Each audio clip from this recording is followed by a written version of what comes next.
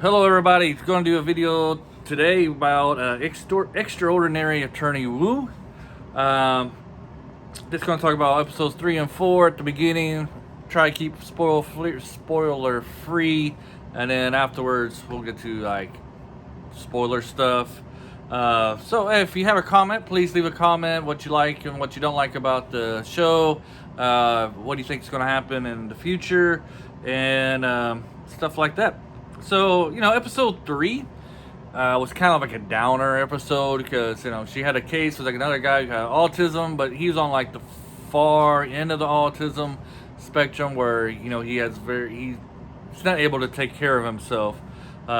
Attorney Wu, who has autism, she has she's on the other side of that spectrum where she is able. I believe that she would be able to take care of herself, even though she's living with her dad, and her dad's basically uh, taking care of the home needs, like cooking for her and stuff like that, probably paying the bills and stuff. But if she had to, she would probably be able to do that. Anyway, so in episode 3, kind of ended on a down note where the guy's family didn't want her to be their attorney because they said that she hurt the case and stuff, so it kind of hurt her confidence. And I guess this is a spoiler here. She kind of put in her resignation, and then we get to episode 4, which is getting her back into the groove of things. She's helping out her best friend. I like her best friend. She's a pretty cool character. At first, I thought her best friend probably had some kind of mental illness because I don't know. That's kind of how it was portrayed in the first episode. But she seems like a hyper person, hyper girl, woman. So we did get a couple of love interests in here. We see that her best friend kind of likes the attorney Kwon. Is that how you pronounce the name? Kwon? I'm not sure. But we see that she's kind of interested in him, so they'll probably have some kind of thing in that one. And we kind of got to see a different side of Attorney Wu in episode 4. That she's able to, for the most part, we see that she's right by the book. And then episode 4, we see that she's still going by the book, but she was able to kind of bend the rules a little bit as she's able to create a situation that allowed her to win her case. But she kind of had to go to that extreme drastic because the people that she was up against kept lying on the stand, and was I'm pretty sure was paying off other people, paid off another witness to lie for them. So she had to get it.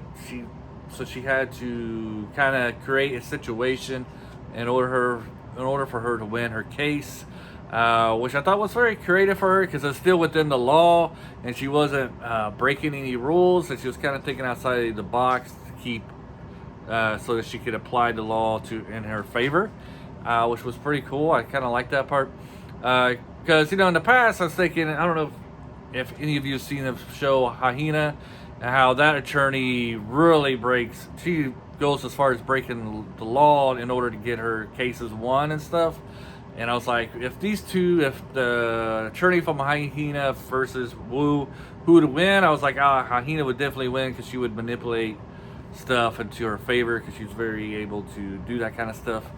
But I don't know. After this next episode, seeing how Wu was able to change her methods and think outside the box in order to help her client, I think it would be a very good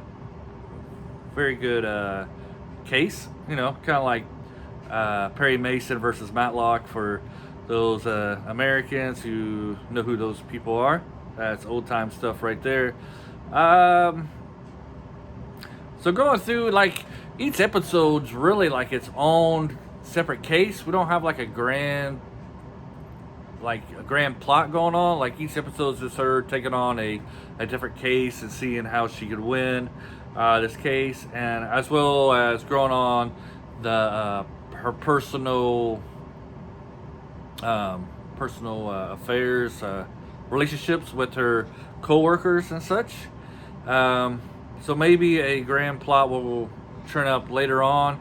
Going back to that TV show Hyena, it's the same thing. The first 4 or 5 episodes, there wasn't like a grand plot, but by the time in the end we find out that that there was something bigger going on. So maybe this is something that will happen here. We do see that there are two rival law firms going head to head with each other, trying to get like top clients and such. There's a little bit more to put about a little bit more relationship between her dad and her company's CEO. There's definitely something that happened, something going on between those two. So we'll have to wait and see if they were in like a past relationship. We know that the CEO did know her mom. So it'll be interesting to see what's going on. Where they're going to take that, where they're going to go with that. Sorry, got a little tongue twisted. So a couple things I want to know here is if she'll ever be able to defeat the revolving door thing there going on. She can't go through it. She hasn't even tried to go through those doors since the first episode. She kind of goes out the side. She keeps ignoring them. There's a couple of times where this past episode where it looked like she was tempted to, but she decided to take a left or a right in the show. And then looks like in a preview we might get a confession going, a love confession. That'd be interesting because we definitely know that I don't know his name, but the guy she likes her. He's going out of his way to help her. Anybody who can talk with somebody about wells hours at a time every day, definitely like her. He bought her a present, showed her the big well in the wall, took her to a sunset. So we'll see if she's able to get him to confess next episode. And then we'll see what's going on between her dad and the CEO, and if the number one law firm in the city, if they make a return in the next couple episodes, we'll find out. I would say, even though I don't think this is the best show I've been watching right now from Korea, 3 I'm watching has been Economy of Souls, Cafe Minadong or something like that. I can't help it. And this one's my favorite. I like it, but it's not the best one of the 3. I'll probably say the best one right now is probably the Cafe one. That was probably the best of these 3 right now. Would highly recommend that to people.